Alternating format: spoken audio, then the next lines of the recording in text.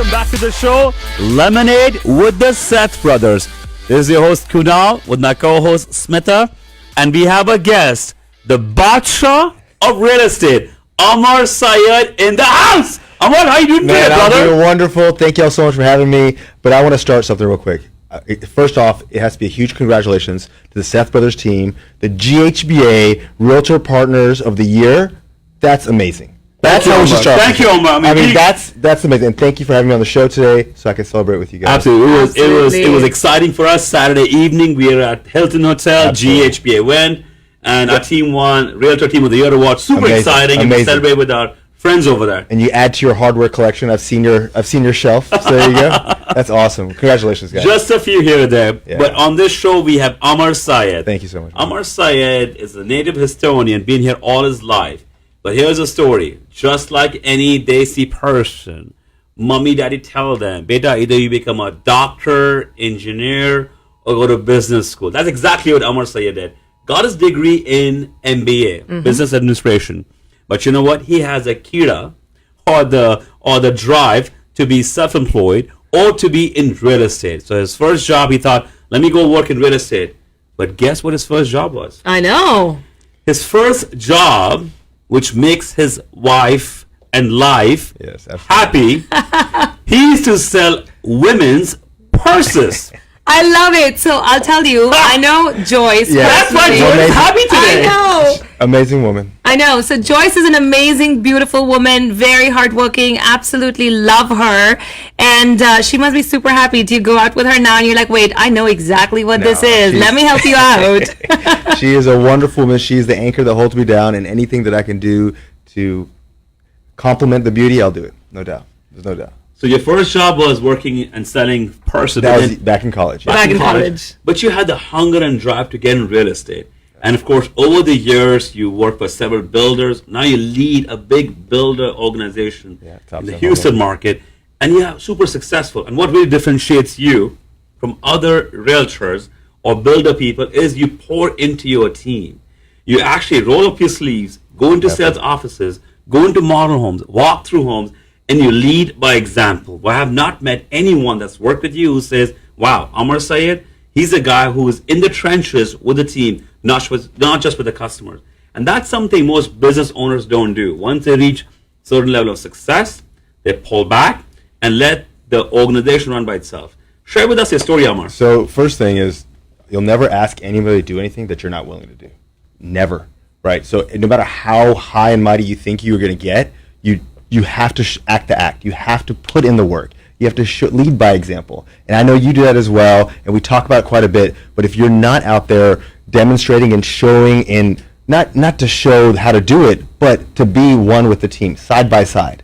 So that's how you gain the team's respect. That's how you learn as well. So it's not like I'm out there showing people. I learn more from the team than I'm teaching them. They don't know that. I have really young professionals who come in the game, and they have these fresh ideas, and you learn from them. You see the different perspectives, and it improves yourself as a leader. Absolutely.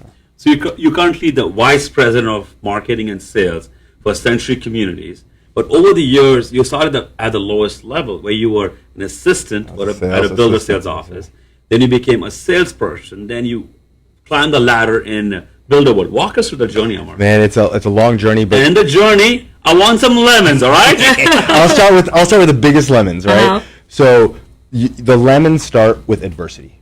The adversity is if you don't have these in your life, you will not have success. Without lemons in your life, without falling on the floor face first, feeling the pain, you will not be successful. I'll pause for a second, and it's over success in the gentleman who you had earlier, Kunal. That's inspiration. That is motivation. That is overcoming adversity in multiple levels, and that's a different level of inspiration. But you're talking about everybody has their own relative failures in life. You have to embrace your failures. You have to embrace the lemons to make the best lemonade. So once you have the lemons in front of you, whatever they are in life, and everybody's adversity is relative to them. So somebody's could be, when you're looking at, oh, that's really horrible, or someone that's like, oh, that's not that bad. Oh, these are champagne problems. No, everybody's adversity is painful to them. So let everybody embrace their lemons. That's the first thing. So my lemon is failure, right? I come out, and I've shared this story with you before, come out at the age of 22, hot, cocky, coming out with an MBA. I'm ready. Come on, bring me the jobs. I'm 22 years old with a very expensive piece of paper. Crickets, tumbleweeds. Coming out in 2002 with the dot-com crash and, of course, the tragic events of 9/11, the job market was very sparse. So just because you have a piece of paper, just because you have an education, no knock on institutional education. I went through undergrad and MBA. It's great if you go that path. But education is all relative. Education is through life, and you always continue to learn. So take that, and I didn't realize that at the time. I thought you go through this path of like, oh, you go to school, you get your piece of paper, and you go to a job. That's not how life works.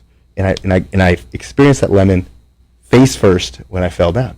And then I felt this drive and determination. I had an amazing partner at the time, my beautiful wife, wonderful, stuck by me. I know my wife loves me because she married me when I was broke. That's the key thing. You know someone is there for you, by your side when you have somebody who's making you better. That's another part of it, and we'll talk about the story, but surround yourself with people, including your life partners, who will make you better. So that's one part.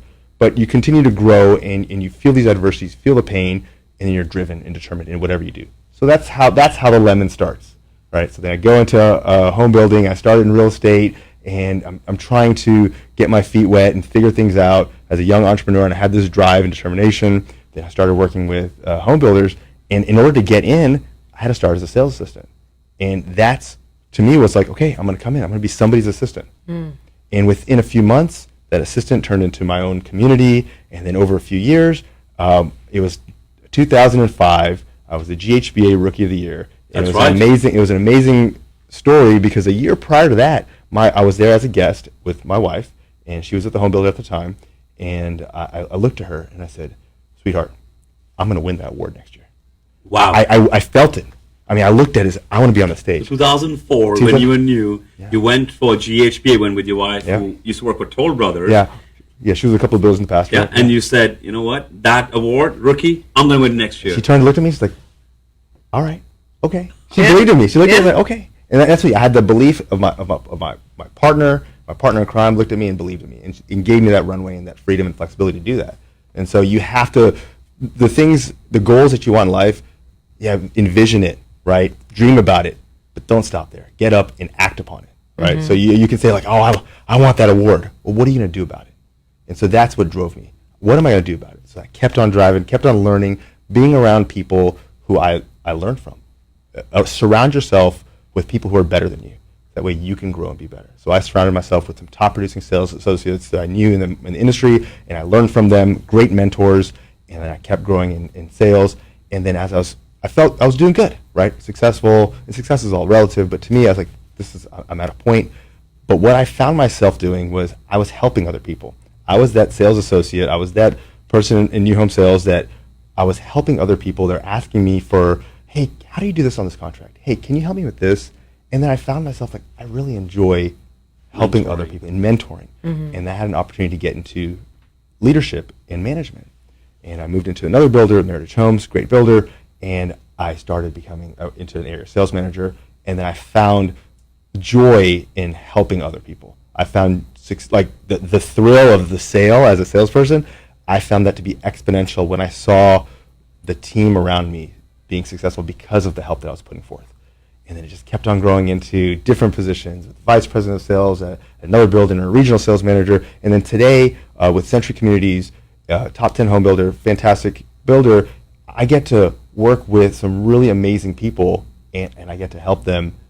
So I said I was great at sales, or I was really good at what I did because I enjoyed helping people. Now as a leader, I get to help people, and that's what brings me joy.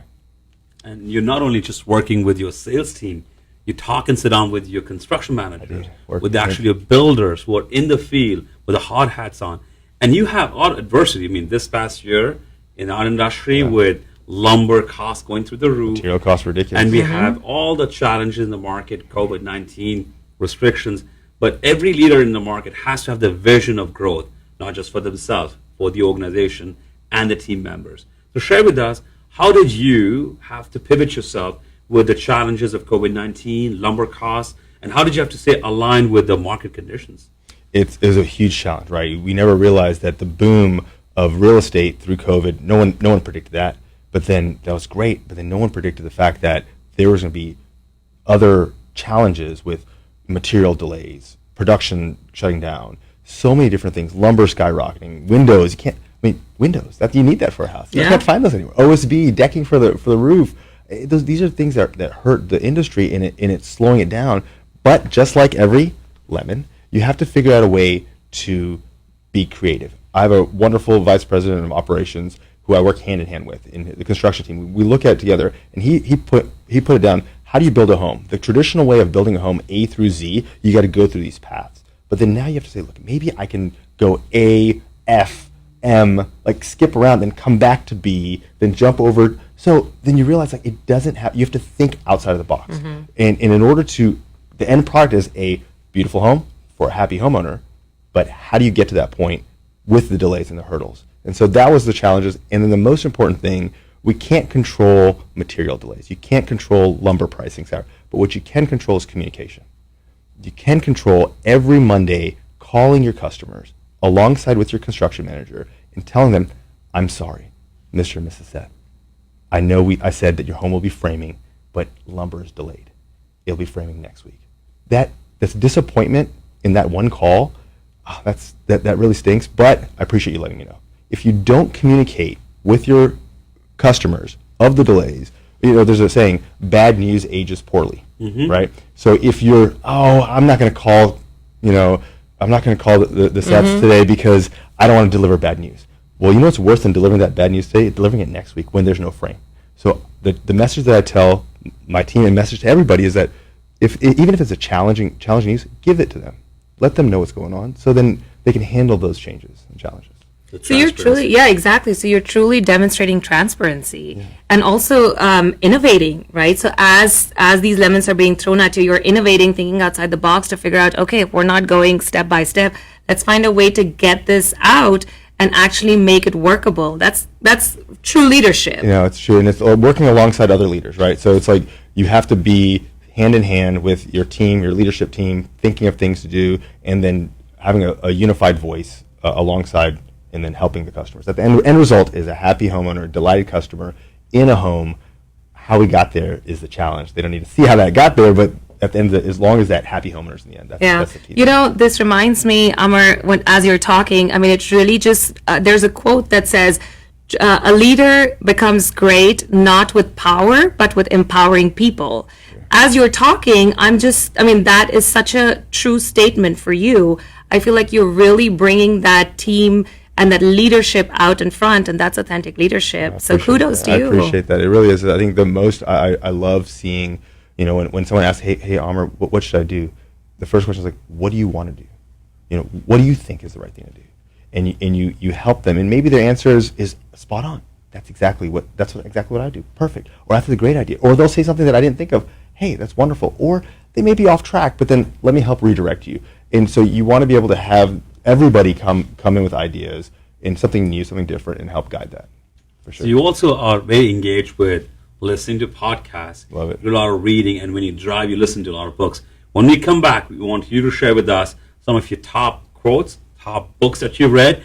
And then again, the number to call the studio is 1-888-749-1035. Call right now. Engage with Amer Sayed, leader, Badsha of selling new construction homes in the Houston market. You guys are listening into Lemonade with the Seth brothers. This is your host Kunal, co-host Smita with a guest, Amer Sayed. Stay tuned. We'll be right back with a few messages. Welcome back to the show, Lemonade with the Seth brothers. When life throws you lemons, you make lemonade. This is your host Kunal with my co-host Smita and our guest Amer Sayed, the Badsha of selling new construction homes in the Houston market. While he's a Badsha doing that, one of his key quotes that he says all the time is kindness is king. Amer, tell us more about this kindness is king philosophy of yours. I'll tell you a couple of things. We shared a little bit earlier. You get more flies from sugar than, fill in the blank. That's right. Fill in the blank. I'm on live radio. We're live on radio. I'm on radio. Vinegar. Yeah, vinegar. But if you you can get more out of somebody by being kind, by understanding, by being empathetic, by being there for somebody who you feel see value in. Now, don't get me wrong. Don't mistake kindness for weakness, right? If somebody is not worth that kindness and caring, don't give it to them. But when somebody is worth it, whether it's a teammate, whether it's a significant other, whether it's a family member, man, you pour everything into that person, and you will bring the most out of it. You can push somebody, and you may move 2-3 feet, or you can bring them alongside you, and y'all can run miles together. And when you bring them alongside next to you, that's through kindness, understanding, looking at it from their point of view, looking at it from their perspective. How can we align ourselves by taking a step back and understanding the perspective of the person that I'm trying to care for and bring the most out of it? Whether it's an employee, right? A lot of people, business owners or leaders out there, they think that managing is by with a stick. Man, it's not. Managing is by sitting. Put the word managing aside. It's leading by example. We talked about earlier, leading by thoughts, bringing the most out of people, right? Steve Jobs has a quote. We all see it. I don't hire smart people so I can tell them what to do. I hire smart people so they can tell me what to do, right? Why do we have great people around us just to hold them back? When you have a room full of greatness, bring the most out of them. And that's how you can get that kindness, that caring, that empathy, the understanding from your teammates, from your team, from your leadership, from even managing up, right? A lot of people may not be at a level of, okay, I have a team, but I'm working with a manager that I'm trying to get something from. You be a leader by helping them manage up. Help your leader, help your manager understand your perspective. So kindness goes both ways, not just from a leadership standpoint, but even from an employee standpoint. Love it. So you got to be kind. He said, you attract more bees with honey, or attract more flies with honey than with vinegar. Yeah. But help us over here, people who are in sales, whether it's real estate, builder world, or just their own retail store. Right. To be an effective salesperson, you have to have certain own hunger and drive. Yeah. So while you may be a kind leader, someone who speaks and motivates people, but to be successful, you have to have your own hunger and drive to strive for excellence. So while in your leadership role, when you may be kind and motivating them and promoting them and encouraging them, but someone who does not have the hunger and drive to wake up every morning, walk in the sales office or walk in the sales room and ask for a sale, how do you get them to be motivated? You have to have a fire in your heart, in your gut, and in your mind. You have to be burning inside, right? That motivation is intrinsic. There's nothing that anybody can tell me that I don't already feel motivated. That's what you have to hear from your team. That's what you have to see from your team. Somebody has to have fire. What are you fighting for? What are you working for? If someone says, I'm working for money, no. Money is a byproduct of success.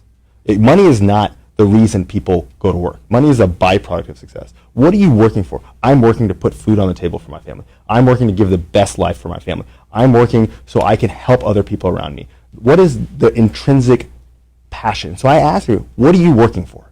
Wow. That's it. Do you ask those questions before you hire someone onto the team? Yeah, absolutely. Wow. I ask the question, why do you want to work here?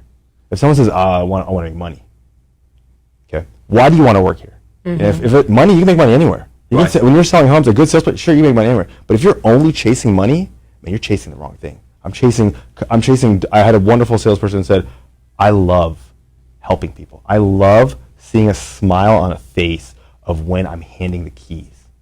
That's passion. I mean, the salesperson I'm talking about happens to be extremely successful, makes a ton of money, but he straight up said, I love handing keys to somebody and seeing a smile on their face. That's intrinsic motivation. Wow. Yeah, that reminds me of, you really have, like you said, what really struck me is you don't have to be out there and say all of this stuff because you're self-motivated. No matter what anybody says, you know what you're doing. You have that fire within you, but you're still able to authentically lead your team and take them along with you on this journey. Absolutely. That's absolutely incredible. Oh, thank you for that. I appreciate it. Some are lemons thrown at you, challenges, MBA, builder world. Yeah. You're riding the corporate ladder in builder world. Do you like to go to work every day? I love it. Why do you love it, man? I love it. People are lazy. They don't want to go to work, man. Never. Let me collect some unemployment benefit. Nope. I can sit at home. Why work? Why not? Why not? Right? Why not? That's right. Like you can do okay by doing just enough. Yeah. Or you can do amazing things by being the most you can be, right? So my wonderful wife, and she always sees, you have to have, I compliment her tremendously because you have to have a life partner, somebody by your side who will allow you to do great things, just like I will help her and do whatever she wants to do. So that's the first thing, right? So my number one motivation is to provide the best for my family. But the other motivation is to wake up in the morning, alarm rings, 4:45, 5 a.m. club, let's get up, let's get going, hit the gym for a little bit, get your mind right, get your body right, and go work. Go to the office, so you lead by example. And then I stay late because my team is there late, right? So my sales offices typically are from 10 to 6, 10 to 7.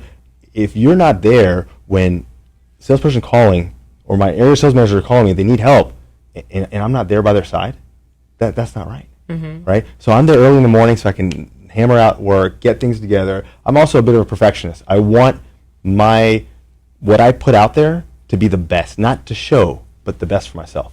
Right? I want to put the work that I put out there, the effort that I put forth, it has to be the best so I can look at myself every night and I look in the mirror and say, did I do my best?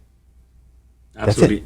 And I know what it's all about. People look at builder salespeople, realtors, and think, oh, it must be easy. But actually, being in the builder sales world is all the other way. Every weekend, no exceptions, rain or shine. Yep. You have to be in sales office. Absolutely. I mean, now you are leading a company and you're up there, but growing up in the builder world, being a sales associate, a salesperson, a senior sales associate, sales manager, you had to be in the sales office every Saturday, every Sunday.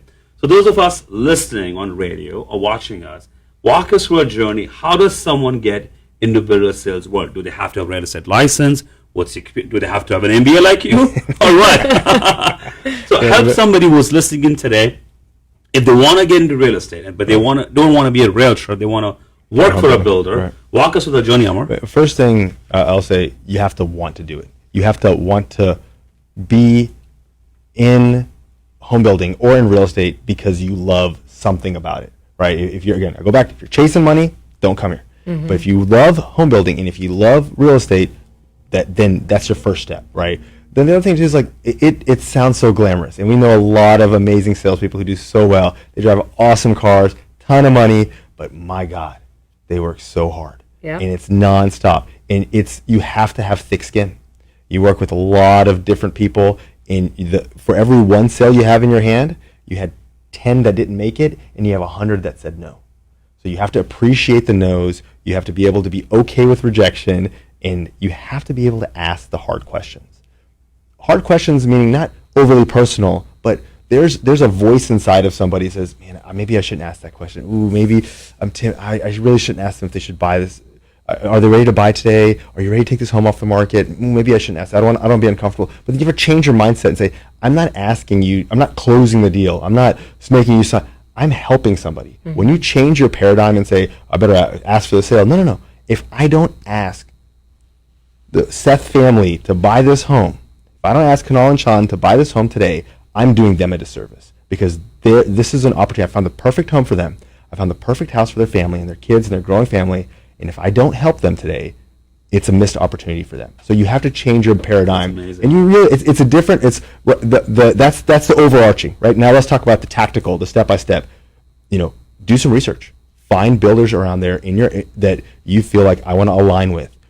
Go and do some training. There's some amazing new home sales training out there on Google it, right? YouTube. There's so many different amazing trainers out there that you can learn from and learn about new home sales.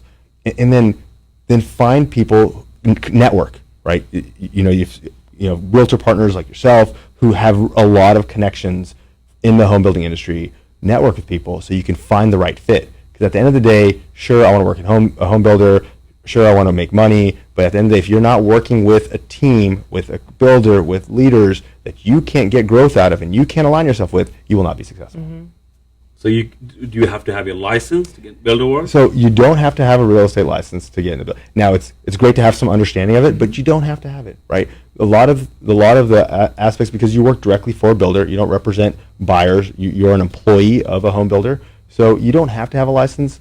But understanding real estate and understanding home building, understanding construction, that's something that you can teach that, right? What you can't teach is passion. What you can't teach is determination, drive, and work ethic, and follow up. My God, that's the biggest thing. If there's one thing out there, follow up with everybody, not to ask for the sale, but it's your obligation to pick up the phone and check on them and ask them, how can I help you? A lot of people, the missed opportunities in this world is when people just don't take that extra step to follow up with people. Smita, we were talking about the mindset at the beginning of the show. Yes. Kunal Khurana talked about that. Yeah. And Amer said it correctly. When you're with a customer and instead of asking for the sale, whether you want to sell that home to make that commission, that's not the reason. Have the mindset, if I don't ask the question whether you want to buy a home or not, I'm doing a disservice of not helping them.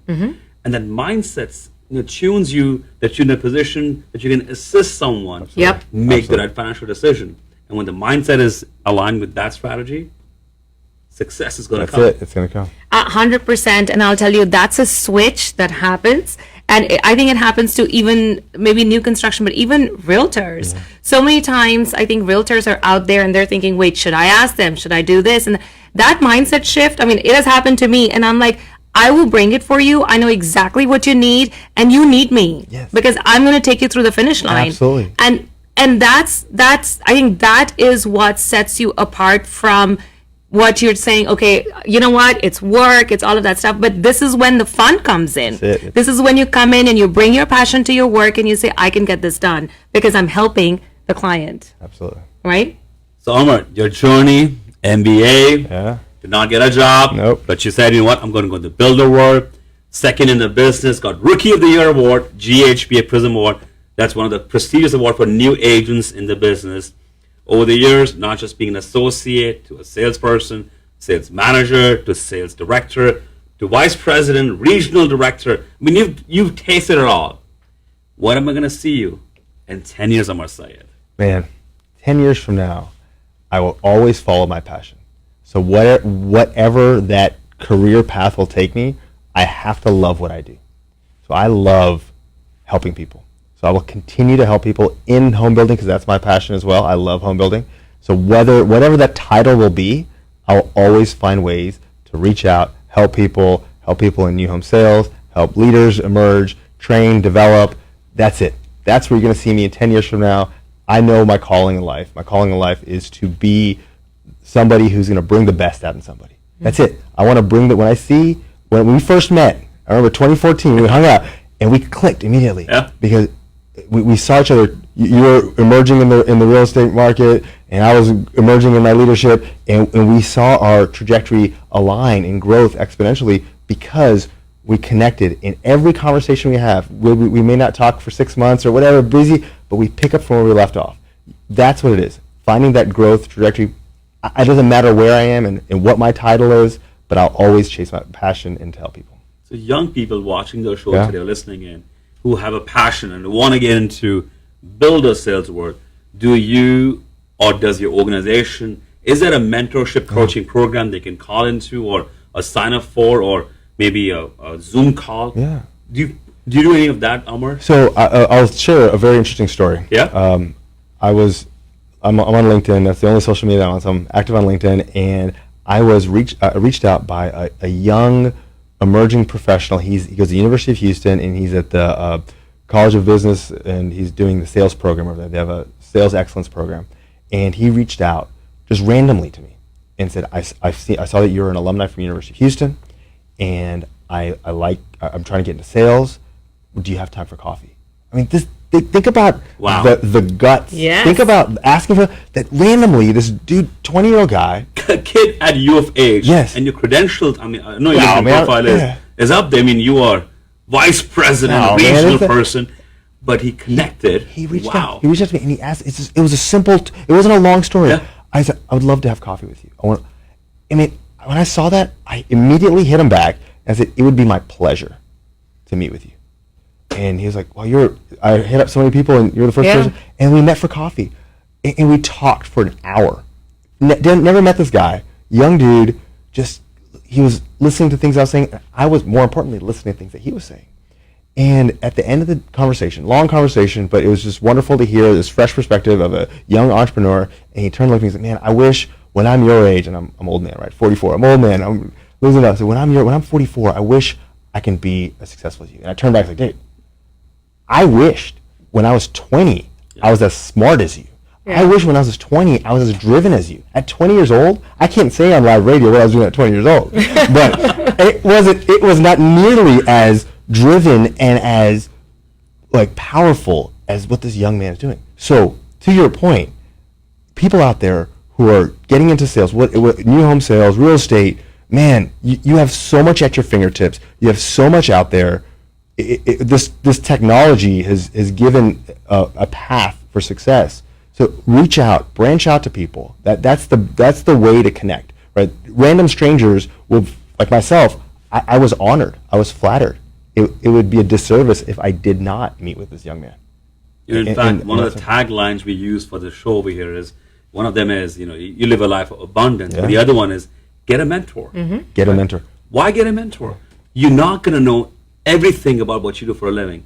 It's experience of other people, absolutely, failures, lemons. Yes. If you hear about them early on, when you're in your 20s or 30s, before you hit the age, well, that's where you make a path of success or figure out what you should not be doing. I mean, Smita, you've had a lot of mentors in your life who coach you, train you, even today, both from corporate America, real estate, and your personal life.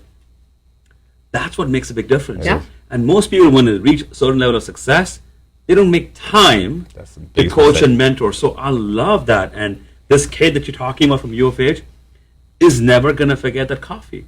And that coffee, that time that you spend with him, is potentially going to make him more successful tomorrow. Yeah. And I'm never going to forget it. So get a mentor and then be a mentor. Get a mentor and be a mentor. Find somebody to help, but in turn, you will help yourself. Yes. You think you're guiding somebody and giving guidance and giving advice, but if you're truly listening to understand, not just listening to respond or speak, but truly understand that person, you will learn more from the individual that you're trying to your mentee than a mentor. Because Smita, you want to share where when you reflect on somebody who wants to listen, and you've been on several podcasts. Yes. A lot of people have self-doubt, don't have self-confidence, and they don't believe in themselves. Yeah. It's sometimes just talking out loud, sharing your objections or problems in life or lemons in life, and let somebody else validate that for you, right? It's transitioning from doing A to B to C. And while you know what you should be doing, but your gut feel is not aligned with your mindset, and you say, well, I need to talk to someone. That talking to someone, most people don't take the effort of asking. You know why, Amer? They freaking hate rejection. That's it. Embrace failure. That's it. When I said in the beginning, embrace your lemons. When you are going to fail, that's when you learn the most. You will never appreciate the yeses until you love the no's. Until you take the no's, like I need more no's because I know after 10 no's, I'm going to get a yes. After 50 no's, I'm going to get a yes. So you have to embrace the rejection.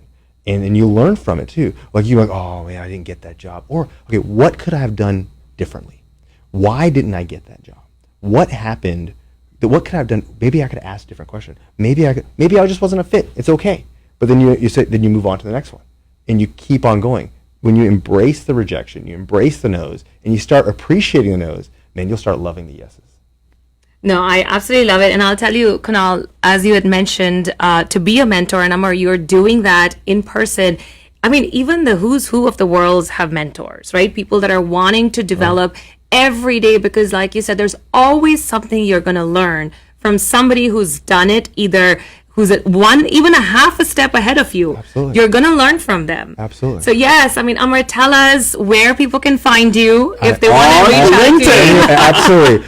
I'm on LinkedIn. That's my social media. You can hit me up anytime. I'd be more than happy to connect with anybody out there. Grab coffee. I'm Amer Sayed on LinkedIn. Guys, that was Amer Sayed. Shared his journey with us.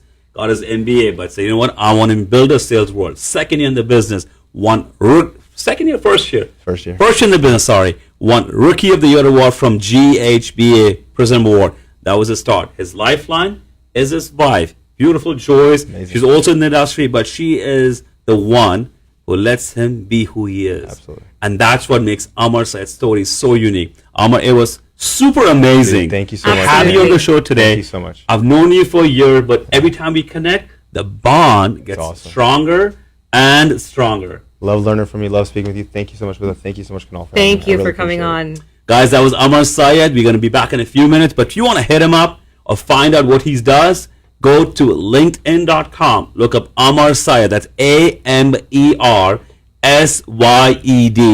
and we'll be back in a few minutes. You're listening into Lemonade.